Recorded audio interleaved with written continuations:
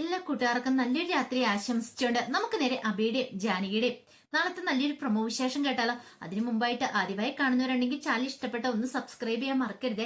Video ഇഷ്ടപ്പെടുവാണെങ്കിൽ ഒരു like തരാനും മറക്കരുത് കേട്ടോ. നമുക്ക് നേരെ നമ്മുടെ വിശേഷത്തിലേക്ക് പോയാലോ. അങ്ങനെ നാളത്തെ വിശേഷം നമ്മൾ കാണുന്നത് സൂര്യനാരായണന്റെ അടുത്ത് അബിയും ജാനകിയും കൂടെ ചെല്ലുവാണ്. സൂര്യനാരായണൻ ഈ സമയത്ത് ഓരോന്നൊക്കെ ആലോചനകൾ കിടക്കണം. തമ്പി വന്ന് വെല്ലുവിളിച്ച കാര്യങ്ങളൊക്കെ ആയിരുന്നു മനസ്സ് നിറയെ ഉണ്ടായിരുന്നേ. സഹിക്കാൻ പറ്റുന്നതിൽ അപ്പുറമായിരുന്നു. അപ്പൊ ഡോക്ടറെ കയറി കണ്ടിട്ടുണ്ടായിരുന്നു. അപ്പൊ ഡോക്ടർ പറഞ്ഞിട്ടുണ്ട് നല്ല മാറ്റവും കാര്യങ്ങളൊക്കെ ഉണ്ട്, പണ്ടത്തെ പോലല്ല. ഇങ്ങനെ പോവുകയാണെങ്കിൽ അധികം വൈകാതെ തന്നെ ചിലപ്പോൾ ജീവിതത്തിലേക്ക് മടങ്ങി വരും, എഴുന്നേക്കാൻ പറ്റും എന്നൊക്കെ പറയുന്നുണ്ട്. ഒരുപക്ഷെ ആളുടെ ആ മനസ്സിന്റെ ആ ഒരു ആത്മവിശ്വാസമാണ് ഇത്രയും പെട്ടെന്ന് തന്നെ ജീവിതത്തിലേക്ക് മടങ്ങി വന്നതെന്ന് ഡോക്ടർ പറയാണ്. അതെല്ലാം കേട്ട് സന്തോഷത്തോട് കൂടിയിട്ടാണ് അബിയും ജാനകി സൂര്യനാരായണന്റെ അടുത്ത് ചെല്ലുന്നത് തന്നെ. പിന്നീട് സംസാരിക്കുന്ന സമയത്ത് സൂര്യനാരായണൻ പറഞ്ഞു, ഞാൻ കാരണം നിങ്ങൾക്ക് വളരെ ബുദ്ധിമുട്ടായല്ലേന്ന് ചോദിക്കുകയാണ്. ഇത് കേട്ടപ്പോ അബി പറഞ്ഞു, അച്ഛൻ കാരണം ബുദ്ധിമുട്ടോ? എന്ത് ബുദ്ധിമുട്ടോ അച്ഛാന്ന് ചോദിക്കാം. അത് പിന്നെ ഇവിടെ നിൽക്കേണ്ടതായിട്ട് വന്നില്ലേ, ഇനിയിപ്പോ എത്ര നാള് എനിക്കിവിടെ തുടരണോന്ന് പോലും അറിയില്ല എന്ന് പറയാം. ജാനകി പറഞ്ഞു, എത്ര നാൾ ഇവിടെ തുടർന്നാലും കുഴപ്പമില്ല അച്ഛാ, ഞങ്ങൾ ഉണ്ടാകും അച്ഛന്റെ ഉപ്പ എന്ന് പറയണം. വേണ്ട, നീ വീട്ടിലെ കാര്യങ്ങളൊക്കെ നോക്കണ്ടേ. ഇപ്പം ജാനകി നിനക്കാണെങ്കിലും പൊന്നുവിന്റെ കാര്യങ്ങളൊക്കെ നോക്കണ്ടേ. നീ ഇവിടെ വന്ന് ഇന്ന് എങ്ങനെയാ ശരിയാണെന്ന് ചോദിക്കാം. അതൊന്നും ഓർത്ത് പേടിക്കണ്ട, അവിടെ ലച്ചുവൊക്കെ ഉണ്ടല്ലോ, അതോർത്ത് വിഷമിക്കണ്ടെന്ന് പറയണം. എന്നാലും നീ അവിടെ വേണ്ടേ ജാനകിന്ന് ചോദിക്കുക. പിന്നീട് അബിയോട് പറഞ്ഞു, ഒരു കാര്യം ചെയ്യാം, എന്നെ എത്രയും പെട്ടെന്ന് വീട്ടിലേക്ക് കൊണ്ടുപോയിക്കോളാൻ പറയണം. വീട്ടിലേക്കാ? അതെ, അവിടെ വന്ന് ഞാൻ അവിടെ കിടന്നോളാം. ഇവിടെ കിടക്കുന്ന അവിടെ കിടക്കുന്ന എല്ലാം തുല്യമല്ലേ. എന്നാലും അച്ഛൻ മെഡിസിനും കാര്യങ്ങളൊക്കെ ഉണ്ടല്ലോ. ഡോക്ടറോട് സംസാരിച്ചിട്ട് ആ മെഡിസിനും കാര്യങ്ങളൊക്കെ നമുക്ക് വാങ്ങിച്ചോണ്ട് പോയാൽ മതി അബി.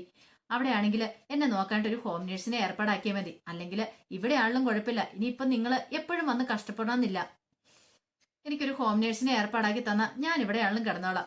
ഈ മരിച്ച ശരീരമായിട്ട് കിടക്കണ എനിക്കിനിയിപ്പൊ എന്താ, എങ്ങനെ കഴിഞ്ഞാൽ എന്താ കുഴപ്പം? അങ്ങ് മുകളിലേക്ക് പോകുന്നോടം വരെ ആ ശ്വാസം ഒന്ന് ഉണ്ടെന്ന് മാത്രമേ ഉള്ളൂ, അല്ല ശരീരം പോലും അനക്കാൻ പറ്റില്ലല്ലോ എന്ന് പറയണം.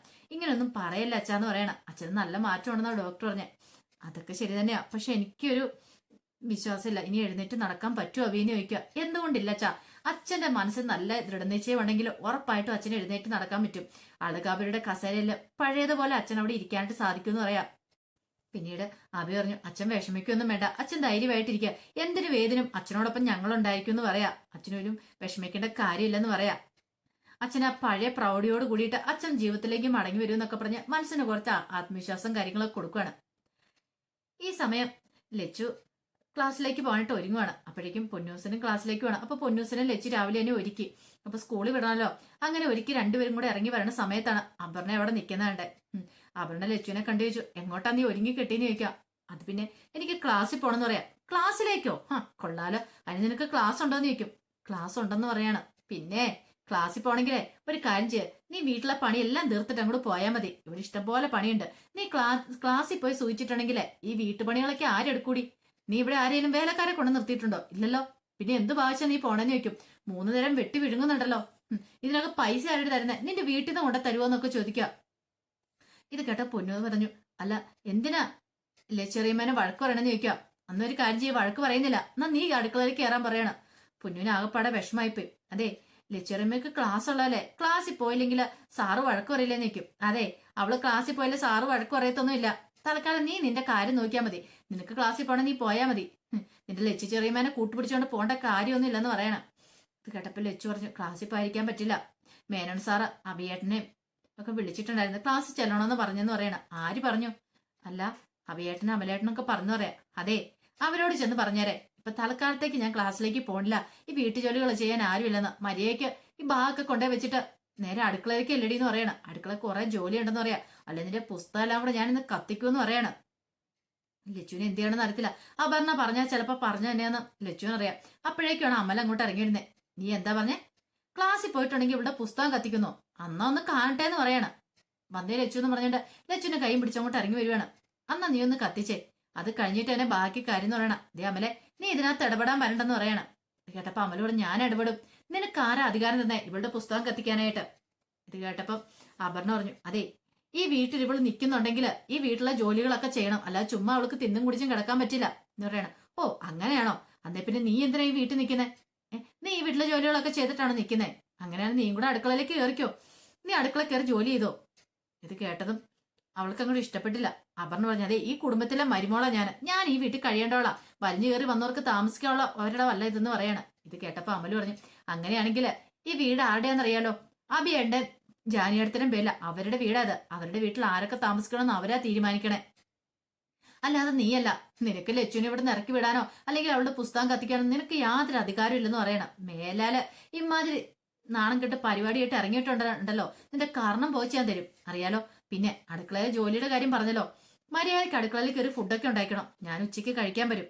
പിന്നെ മുത്തശ്ശിയുടെ കാര്യം, അമ്മയുടെ കാര്യങ്ങളൊക്കെ അറിയാലോ, മുത്തശ്ശി ഹോട്ടൽ ഫുഡൊന്നും കഴിക്കില്ല, നീ അടുക്കളയിൽ കയറി ഉണ്ടാക്കുക തന്നെ ചെയ്യണം. ജാനിയടുത്ത് ഇവിടെ ഇല്ലതാനും, വേറെ ആരും ഒട്ടും അടുക്കളയിലും കയറാൻ പോകുന്നില്ല. ലച്ചു വന്നേന്ന് പറഞ്ഞുകൊണ്ട് ലച്ചുവിന്റെ കൈ പിടിച്ച് അങ്ങോട്ട് പോവാണ്. കൂടെ പൊന്നൂസിനെ കൊണ്ടേ, സഹിക്കാൻ പറ്റുന്ന കാര്യമായിരുന്നില്ല. ഇങ്ങനെ പോയാൽ ശരിയാകത്തില്ല, ഇവൻ തനിക്കിട്ടോടെ പണിയാ തന്നുകൊണ്ടിരിക്കുന്നത്. അവളെ അടുക്കളക്കാരിയാക്കുന്നു വിചാരിച്ചിരുന്ന ഇപ്പോഴാണ്ടെ അവളാണെങ്കിൽ വലിയ കൊച്ചമ്മയായിട്ട് താനിപ്പോ അടുക്കളക്കാരിയാവേണ്ട അവസ്ഥ വന്നിരിക്കുന്നു. പിന്നീട് അങ്ങോട്ട് ഇറങ്ങിക്കഴിഞ്ഞപ്പോഴത്തേനും അമല് ലച്ചുവിനോട് പറഞ്ഞു, ലച്ചു നീ ഇനി എപ്പോഴും ഇങ്ങനെ കേട്ടോണ്ടിരിക്കേണ്ട കാര്യമില്ല, അപർണ ഇങ്ങനെ എന്തേലും പറഞ്ഞു കഴിയുമ്പോ നീ നല്ലത് തിരിച്ചു പറയണമെന്ന് പറയാ.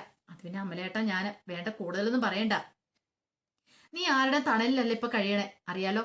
നിന്റെ അഭിയേട്ടൻ ജാനിയടത്തിലും വീട് അവിടെ, അപ്പൊ നിനക്ക് വോയിസ് ഉണ്ട്, അവരാണ് നിന്നെ സംരക്ഷിക്കുന്നത്. അതുകൊണ്ട് നീ ധൈര്യമായിട്ടിരിക്കുക, ആരുടെ മുന്നിൽ തല കുനിക്കാൻ പോകേണ്ട കാര്യമില്ലെന്ന് പറയാ. ആ സമയം അപർണയ്ക്ക് ആകെപ്പാടെ ഭ്രാന്തളകി, എന്ത് ചെയ്യണമെന്ന് അറിയത്തില്ല. ആ തള്ളക്ക് ഇങ്ങനെ വെച്ചുണ്ടാക്കണം, എന്തുണ്ടായി കൊടുക്കണമെന്ന് അറിയത്തില്ല. ആ ജാനകി ഉണ്ടായിരുന്ന സമയത്ത് അവരുടെയൊക്കെ ഓരോ ഇഷ്ടാനിഷ്ടങ്ങൾക്കനുസരിച്ച് ഉണ്ടാക്കുമായിരുന്നു, കൈയും കഴി ചെന്നിരുന്നാ മതി. ഇപ്പൊ എന്താ ചെയ്യുന്നതെന്ന് ഓർത്ത് അടുക്കളയിലേക്ക് എല്ലുവാണ്, എവിടെ തുടങ്ങണമെന്ന് അറിയത്തില്ല. രാവിലത്തെ കാപ്പി പോലും ഉണ്ടാക്കിയിട്ടില്ല. അപ്പം ദോശയും ചമ്മന്തി ഉണ്ടാക്കിയാലോ അങ്ങനെയൊക്കെ ഓർത്തുകൊണ്ട് ചെല്ലുവാണ്. അങ്ങനെ ഒരു വിധത്തില് അപർണ ദോശ ഉണ്ടാക്കി. പക്ഷെ ചമ്മന്തിയൊക്കെ ഉണ്ടാക്കണേ എങ്ങനെ ഉണ്ടാക്കണമെന്ന് പോലും അപർണയ്ക്ക് അറിയില്ല. അപർണ അവസാനം അറിയാവുന്ന പോലെ എന്തൊക്കെയോ കാണിച്ചു കൂട്ടി വെക്കണം. ആ സമയത്താണ് സുമംഗലാമ്മ അങ്ങോട്ട് വരുന്നത്. സുമംഗലാമ്മ വന്ന് കഴിഞ്ഞപ്പോഴത്തേനും ഫുഡൊക്കെ ഉണ്ടാക്കുന്നുണ്ട്. ആഹാ, മോൾക്ക് ഇതൊക്കെ അറിയായിരുന്നോ? എന്നിട്ടാണോ മോൾ ഇത്ര നാളും അടുക്കള കയറായിരുന്നെന്ന് ചോദിക്കുക. എനിക്ക് നല്ല വിശപ്പുണ്ട്, എനിക്ക് കൃത്യസമയത്ത് ഫുഡ് കഴിച്ചില്ലെങ്കിൽ ഷുഗർ ഉള്ളതുകൊണ്ട് ആകെപ്പാടെ തലകർക്കും പ്രശ്നങ്ങളും ഉണ്ടാവും, എന്നെ മധുരവും തീർന്നിരിക്കുവാന്ന് പറയാണ്. പെട്ടെന്ന് എനിക്ക് ഫുഡ് കഴിക്കണമെന്ന് പറഞ്ഞുകൊണ്ട് എന്ത് ചെയ്യണം, നോക്കി കഴിയുമ്പോൾ ദോശ ഉണ്ടാക്കി വെച്ചിട്ടുണ്ട്. ആഹാ കൊള്ളാം, അല്ല മോള് കറി ഉണ്ടാക്കില്ലേ, എന്തേ ചമ്മന്തിയൊക്കെ ഉണ്ടാക്കിയിട്ടുണ്ടെന്ന് പറയണം. അങ്ങനെ പോയി ഇച്ചിരി ചമ്മന്തി എടുത്ത് ടേസ്റ്റ് ചെയ്ത് നോക്കി കഴിഞ്ഞപ്പോഴത്തേനും ആ വായി വെച്ച പോലെ തന്നെ തുപ്പാണ് സുമംഗല. നീ ഇത് എന്ത് കുന്തായോ ഉണ്ടാക്കി വെച്ചിരിക്കുന്ന ചോദിക്കും. അതെന്താ മുത്തശ്ശി അങ്ങനെ പറഞ്ഞു? ഇതെന്താ നീ ഇതിനകത്ത് പുളി ഒഴിച്ചോന്ന് ചോദിക്കാണ്. പുളിയോ? എന്തൊരു ടേസ്റ്റാ അത്, ഇത്ര വൃത്തിയായിട്ട് ഒരു കറി ഇന്ന് വരെ ഞാൻ ടേസ്റ്റ് ചെയ്തിട്ടില്ലെന്ന് പറയണം. ഇത് കേട്ട അപർണ പറഞ്ഞു, മുത്തശ്ശി എനിക്ക് അറിയാവുന്ന പോലെ ഞാൻ ഉണ്ടാക്കിയിരിക്കുന്നത്. അതെ, അതൊന്നും പറഞ്ഞിട്ട് കാര്യമില്ല, നിന്റെ വീട്ടിൽ നിന്നെ ഇതൊന്നും പഠിപ്പിച്ചിട്ടില്ലെന്ന് ചോദിക്കുക. എന്തൊക്കെ പറഞ്ഞാലും ആ ജാനകി ഉണ്ടാക്കുന്ന കറിക്കൊക്കെ എന്ത് ടേസ്റ്റാന്നറിയാമോ, അതിന്റെ 7 അയലക്കത്ത് പോലും നീ വരത്തില്ലോടി എന്ന് പറയണം. ഇതും കൂടെ കേട്ട് കഴിഞ്ഞപ്പോഴത്തേനും അപർണയ്ക്ക് നല്ല ദേഷ്യം വന്നു. അപർണ പറഞ്ഞു, അതെ ഞാൻ ഇതിനു മുമ്പ് അടുക്കള ജോലി എല്ലാവരും എന്ത് തൊഴിലെന്ന് പറയാം, എന്തൊക്കെയാണേലും അത്യാവശ്യ കാര്യങ്ങളൊക്കെ പഠിച്ചു വെക്കണ്ടേന്ന് ചോദിക്കുക.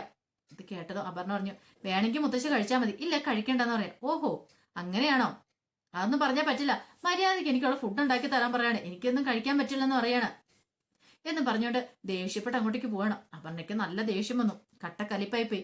ഇത് മാത്രമല്ല, ഇനി ഉച്ചയ്ക്കത്തെ ഫുഡൊക്കെ ഉണ്ടാക്കണം, അതിന് ഇനി എന്ത് ചെയ്യും, രാവിലത്തെ തന്നെ ഉണ്ടാക്കണം എന്ന് എങ്ങനെ ഓർത്തിരിക്കുമ്പോഴാണ് ഇനി ഉച്ചത്തേക്കാണോ ഉണ്ടാക്കണം. ഉണ്ടാക്കിയതൊന്നും ഇഷ്ടപ്പെട്ടില്ല താനും. ദേഷ്യപ്പെട്ട് അപർണ എന്ത് ചെയ്യുവാണ്, അവിടെ ഇരുന്ന സാധനങ്ങളെ പച്ചക്കറി എല്ലാം കൂടെ വെട്ടി അരിയുവാണ്. ഇതെല്ലാം കൂടെ ഇട്ടിട്ട് എന്തേലും ചെയ്യാന്നോർത്ത് അതൊക്കെ ഉണ്ടാക്കുവാണ്. അങ്ങനെ ഉണ്ടാക്കി ഇച്ചിരി വായിലേക്ക് വെച്ച് നോക്കി. അപർണയ്ക്ക് തന്നോട് തന്നെ പുച്ഛം തോന്നി, കാരണം വായി വെച്ച് കൂട്ടാൻ കൊള്ളില്ല. എന്റെ ഭഗവാനെ, ഇനി എന്ത് ചെയ്യും, ആകെപ്പാടെ പെട്ടുപോയല്ലോ എന്നൊരു അവസ്ഥയായിരുന്നു. അവരുടെ അടുത്ത് ഇനി കഴിക്കാൻ പറ്റുന്നവര് കഴിക്കട്ടെ, അല്ലാതെ ഇപ്പൊ എന്ത് ചെയ്യാൻ പറ്റും, തനിക്കൊന്നും ചെയ്യാൻ പറ്റില്ല, വേണേ കഴിക്കട്ടെ, അല്ല വല്ല ഹോട്ടലിൽ നിന്ന് മേടിച്ച് കഴിക്കട്ടെ എന്നൊക്കെ വിചാരിച്ചുകൊണ്ടിരിക്കുകയാണ്. പക്ഷെ തനിക്കും കഴിക്കണമല്ലോ, ഈ ഫുഡ് താൻ എങ്ങനെ കഴിക്കും, ഒരു കാര്യം ചെയ്യാം, തനിക്ക് വേണേ വല്ല ഹോട്ടലിൽ നിന്ന് ഓർഡർ ചെയ്യാം എന്നൊക്കെ അപർണ വിചാരിക്കുകയാണ്. ഈ സമയത്ത് അമല അങ്ങോട്ടേക്ക് വരുന്നത്. അമല വന്നിട്ട് ചോദിച്ചു, ചോറും കറിയൊക്കെ റെഡിയായെന്ന് ചോദിക്കുകയാണ്. പെട്ടെന്ന് അപർണ പറഞ്ഞു, പിന്നെ നീ ഇവിടെ ജോലിക്കാരെ ഏർപ്പാടാക്കിയിട്ടല്ലേ പോയത്, അതൊന്നും ഞാൻ ചോദിച്ചില്ല. ഇപ്പൊ നിനക്ക് വേറെ പണിയൊന്നും ഇല്ലല്ലോ, മര്യാദ അടുക്കള കയറി ജോലി ചെയ്തോണം, അങ്ങനെയാണ് നിനക്ക് ഇവിടെ നിൽക്കാന്ന് പറയാണ്. അല്ല തമ്പിയുടെ മോളോ തമ്പിയുടെ വീട്ടിൽ പോയി നിൽക്കുമെന്ന് പറയാണ്.